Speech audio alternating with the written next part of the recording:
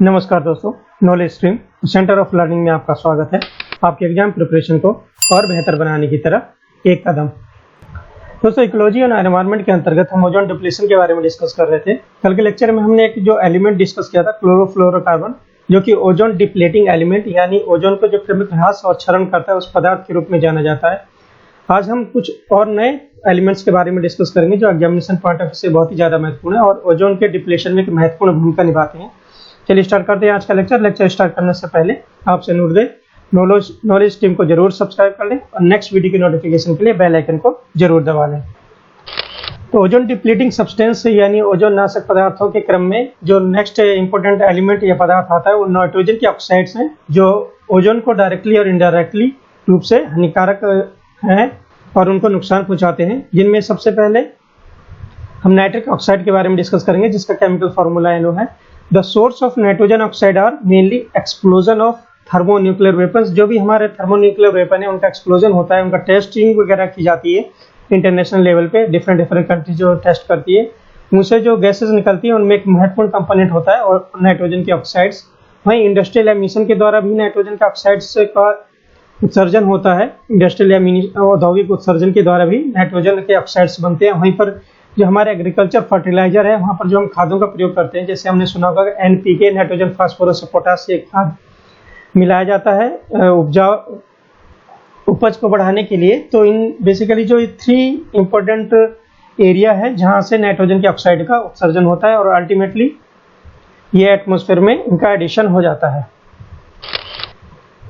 Nitric oxide क्या होता है, ये कैटालिकली डिस्ट्रॉय ओजोन, मतलब ये जो उत्प्रेरक के रूप से ओजोन को नष्ट करता है। ये बहुत ही इंपॉर्टेंट कंपोनेंट है। ओजोन डिप्लीटिंग सब्सटेंस के बारे में अगर हम बात करते हैं तो सबसे जो क्लोरोफ्लोरोकार्बन के पास नाम आता है वो नाइट्रिक ऑक्साइड का नाम आता है, जिसका केमिकल फॉर्मूला NO है, जैसे हम फिगर में यहाँ पर देख पा रहे हैं।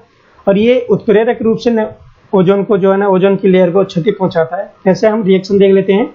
ये नाइट्रिक ऑक्साइड का मॉलिक्यूल होता है, स्ट्रेटोस्फेरिक लेयर में जो मौजूद ओजोन है उससे रिएक्ट करता है। उसके पश्चात जो नया एलिमेंट बनता है वो ऑक्सीजन मॉलिक्यूल बनता है और साथ ही साथ जो नाइट्रिक ऑक्साइड है वो नाइट्रोजन डाइऑक्साइड में कन्वर्ट हो जाती है। इस तरीके से रिएक्शन पॉसिबल होती है। ये स्ट्रेटोस्फेयर की जो लेयर होती है यानी समताप मंडल जो होता है, जो कल हमने डिस्कस किया था कि 10 किलोमीटर से लेकर 50 किलोमीटर तक की रेंज में समताप मंडल है। और वहीं पर ही जो ओजोन की लेयर बेसिकली कंसंट्रेटेड है वो लगभग 25 से 35 किलोमीटर तक की रेंज में ही कंसंट्रेटेड है। तो वहाँ पर जो ये इंडस्ट्रियल नाइट्रोजन जो प्रोड्यूस होती है या एक्सप्लोजन के द्वारा नाइट्रोजन के ऑक्साइड प्रोड्यूस होते हैं, धीरे धीरे इनग्रेस होकर स्ट्रेटोस्फेरिक लेयर में वहाँ पहुँच जाते हैं और वहाँ की जो ओजोन है, जैसे नाइट्रिक ऑक्साइड ओजोन से रिएक्ट करके ऑक्सीजन का निर्माण करता है, वहीं नाइट्रोजन के डाइऑक्साइड का निर्माण करता है, जिसका केमिकल फॉर्मूला NO2 है। इसके पश्चात जो नाइट्रोजन डाइऑक्साइड है यानी NO2, वो जो उस लेयर में मौजूद यानी स्ट्रेटोस्फेरिक लेयर में जो ऑक्सीजन का मोनोऑक्साइड है वो उससे रिएक्ट करता है और उसके पश्चात जो ऑक्सीजन का निर्माण होता है और नया जो प्रोडक्ट बनता है वो NO यानी नाइट्रिक ऑक्साइड फिर से दोबारा क्रिएट हो जाता है। इस तरीके से ये साइकिल चलती रहती है और ओजोन का डिप्लीशन होता रहता है। यहाँ जो ये मोनोऑक्साइड उस लेयर में पाई जाती है, क्योंकि अल्ट्रावायलेट रेडिएशन जब ओजोन पर पड़ती है उसका डिस्ट्रक्शन होता है नेचुरल तरीके से और वो ऑक्सीजन और मोनोऑक्साइड में बदल जाती है। यही मोनोऑक्साइड नाइट्रोजन डाइऑक्साइड से रिएक्ट करती है और फाइनली नाइट्रिक ऑक्साइड दोबारा से हमको मिल जाता है और ये क्रिया सुचारू रूप से साइक्लिकली रूप में चलती रहती है।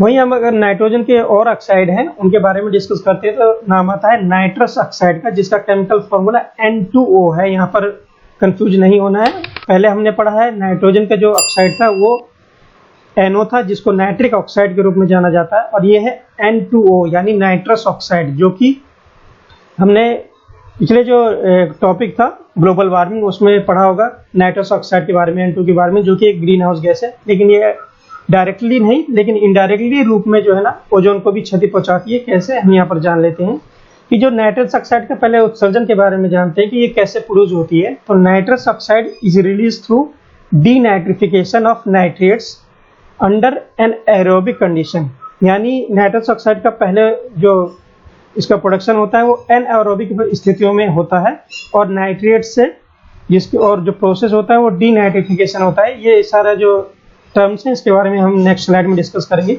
लेकिन यहाँ जान लेते हैं एनएरोबिक कंडीशन क्या होती है। बेसिकली जो भी रिएक्शन या क्रिया होती है अब्सेंस ऑफ ऑक्सीजन, जहाँ ऑक्सीजन का प्रेजेंस नहीं होता है, अगर वहाँ पर कोई रिएक्शन होती है उसको एनएरोबिक रिएक्शन या एनएरोबिक कंडीशन बोला जाता है उस कंडीशन में। और वहाँ पर जहाँ पर ऑक्सीजन की प्रेजेंस में कोई रिएक्शन होती है उसको एरोबिक कंडीशन में उस रिएक्शन का होना बोलते हैं। तो इस तरीके से जो डिफरेंस है, एनएरोबिक मतलब अब्सेंस ऑफ ऑक्सीजन, वहाँ एरोबिक कंडीशन होती है वहाँ मतलब प्रेजेंस ऑफ ऑक्सीजन।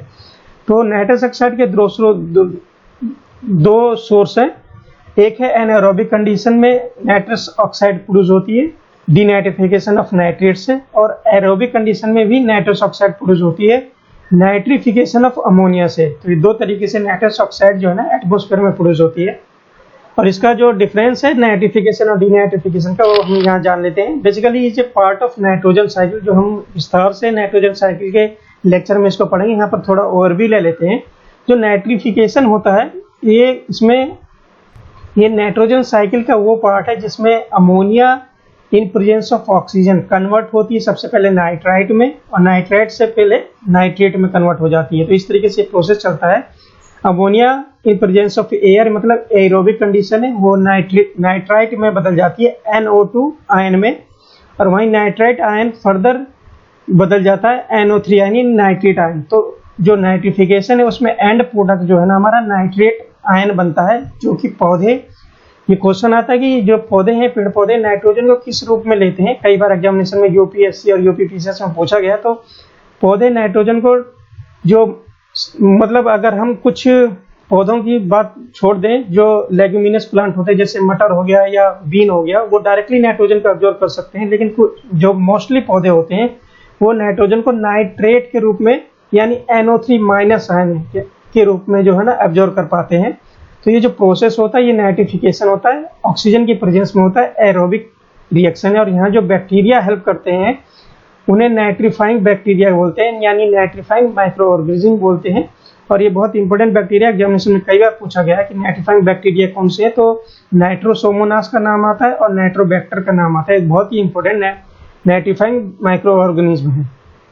वहीं अगर हम डीनाइट्रिफिकेशन की बात करते हैं, इसमें अब्सेंस ऑफ ऑक्सीजन होता है। यहाँ देखिए ऑक्सीजन का प्रेजेंस नहीं है, और ये जो नाइट्रेट हमारा बना है नाइट्रिफिकेशन के द्वारा वो फाइनली नाइट्रोजन में कन्वर्ट हो जाता है और एटमॉस्फेयर में रिलीज कर दिया जाता है। इसलिए इस तरीके से नाइट्रोजन साइकिल कंप्लीट हो जाती है। और यहाँ जो वर्क होता है वो अब्सेंस ऑफ ऑक्सीजन होता है, और नाइट्रेट आयन जो बनता है वो फाइनली नाइट्रोजन गैस में कन्वर्ट हो जाता है। एंड प्रोडक्ट यहाँ पर नाइट्रोजन गैस होती है।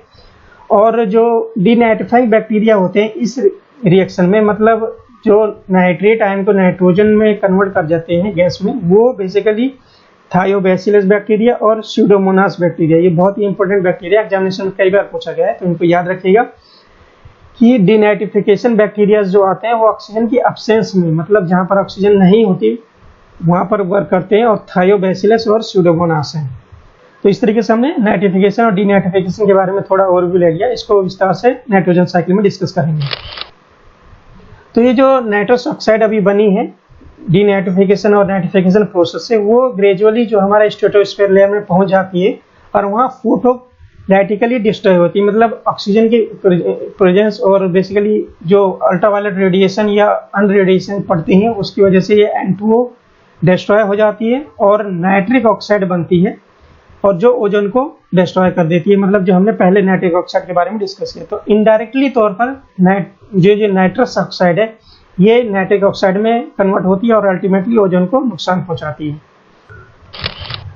वहीं पर कुछ और तत्वों के बारे में जान लेते हैं जो बहुत ही इंपॉर्टेंट है एग्जामिनेशन पॉइंट ऑफ व्यू से। जब से ब्रोमीन के बारे में जान लेते हैं, ये भी एक ओजोन डिप्लीटिंग सब्सटेंस है या ओजोन नाशक पदार्थ है, जिसका केमिकल सिंबल Br है। और इसका जो प्रोडक्शन है वो बेसिकली जान लेते हैं कि कैसे होता है। ब्रोमीन कंटेनिंग कंपाउंड, यानी जिस कंपाउंड में जिस तत्व में ब्रोमीन पाया जाता है उनको हेलोन्स के नाम से जाना जाता है। ये बहुत इंपॉर्टेंट है एग्जामिनेशन पॉइंट ऑफ व्यू से। जनरल साइंस में काफी बार ये क्वेश्चन पूछा गया है कि जो ब्रोमीन कंटेनिंग तत्व उनको किस नाम से जाना जाता है, वो हेलोन्स के नाम से जाना जाता है। और जैसे एग्जाम्पल में हम देख लेते हैं HBFC यानी हाइड्रो ब्रोमो फ्लोरोकार्बन, ये एक तत्व है जो कि हमारे फायर एक्सटिंग्विशर यानी आग बुझाने वाले, जो आपने लिफ्ट में या इंडस्ट्री में या किसी बैंक वगैरह में देखा होगा रेड कलर का फायर एक्सटिंग्विशर होता है, उसमें जो भरा हो जाता है जो गैस होती है वो हाइड्रोब्रोमोफ्लोरोकार्बन होती है। और वहीं मिथाइल ब्रोमाइड में भी ये बहुत मात्रा में पाया जाता है, जो कि एक वाइडली यूज्ड पेस्टिसाइड है यानी कीटनाशक है। तो ये दो उपयोग हैं ब्रोमीन के, और इनको हैलोजन के नाम से जाना जाता है। जो ब्रोमीन है वो एटमॉस्फेयर में जो ओजोन है जो स्ट्रेटोस्फीयर में, उसको नुकसान पहुंचाती है। और कैसे? Each bromine atom destroy hundreds times of more ozone molecule than what chlorine atom does. मतलब ये क्लोरीन से भी ज़्यादा खतरनाक है, जो कि हमने क्लोरोफ्लोरोकार्बन एलिमेंट पढ़ा था पहला, इससे पहले के लेक्चर में। वो जो नुकसान पहुंचाती है, क्लोरीन रिलीज होती है और ओजोन से रिएक्ट करके जो ऑक्सीजन और मोनोक्लोराइड बनाती है, ऑक्सीजन मोनोक्लोराइड, उससे ज़्यादा ये खतरनाक होती है, ओजोन को डिस्ट्रॉय करती है, लगभग 100 टाइम मोर पावरफुल है देन क्लोरीन। तो इस तरीके से ब्रोमीन के जो कंपाउंड हमारे यूज किए जाते हैं वो भी अल्टीमेटली ओजोन के क्षरण में या ओजोन के डिप्लीशन में एक महत्वपूर्ण भूमिका निभाते हैं। बहुत ही important examination point of view से ये भी तथ्य है ब्रोमीन। वहीं कुछ और तथ्य के बारे में जान लेते हैं, जैसे कि सल्फ्यूरिक एसिड पार्टिकल, ये भी एक ओजोन डिप्लेटिंग सब्सटेंस है जो ओजोन लेयर को नुकसान पहुंचाता है। वहीं नंबर 5 पे हम देखते हैं जो कार्बन टेट्राक्लोराइड है, इससे भी क्लोरीन रिलीज होती है, इसको टेट्राक्लोरोमीथेन के नाम से भी जाना जाता है। और जो क्लोरीन रिलीज होती है अल्टीमेटली ओजोन से रिएक्ट करके ऑक्सी मोनोक्लोराइड बनाती है और ओजोन को डिप्लीट करती है। तो इस तरीके से 5 प्रमुख तत्व हैं जिनके बारे में हमने डिस्कस किया, और ये 5 एग्जामिनेशन पॉइंट ऑफ व्यू से बहुत ही ज़्यादा महत्वपूर्ण है। हम रिकॉल कर लेते हैं। सबसे पहले हमने क्लोरोफ्लोरोकार्बन के बारे में डिस्कस किया, उसके बाद नाइट्रोजन के ऑक्साइड, जो कि नाइट्रिक ऑक्साइड मेनली डिस्ट्रॉय करता है ओजोन को, और नाइट्रस ऑक्साइड कन्वर्ट होता है नाइट्रिक ऑक्साइड में, उसके बाद वो ओजोन को डिस्ट्रॉय करता है। उसके बाद जो थर्ड पार्टिकल था वो ब्रोमीन था, फिर सल्फ्यूरिक एसिड फोर्थ पार्टिकल, और 5वां कार्बन टेट्राक्लोराइड। इस तरीके से जो तत्व हैं ये ओजोन को डिप्लेटिंग में बहुत ही महत्वपूर्ण भूमिका निभाते हैं और ओजोन नाशक पदार्थ के रूप में ये जाने जाते हैं। दोस्तों, आज का लेक्चर हम यहीं खत्म करते हैं, और हमने जो ओजोन डिप्लीटिंग सब्सटेंस या ओजोन नाशक पदार्थों के बारे में आज डिस्कस कर लिया है। कल के लेक्चर में हम जो डिस्कस करेंगे वो बेसिकली जो ऑर्गेनाइजेशन है इस फील्ड में जिन्होंने ओजोन डिप्लीशन के रोकने के लिए जो कार्य किए और जो रूल्स और रेगुलेशन बनाए हैं और जो इंटरनेशनल कन्वेंशन हुए हैं उनके बारे में डिस्कस करेंगे। आपको लेक्चर कैसा लगा प्लीज़ कमेंट बॉक्स में जरूर बताइएगा। अगर अच्छा लगा तो लाइक बटन को प्रेस करना ना भूलें। नॉलेज स्ट्रीम से जुड़ने के लिए धन्यवाद।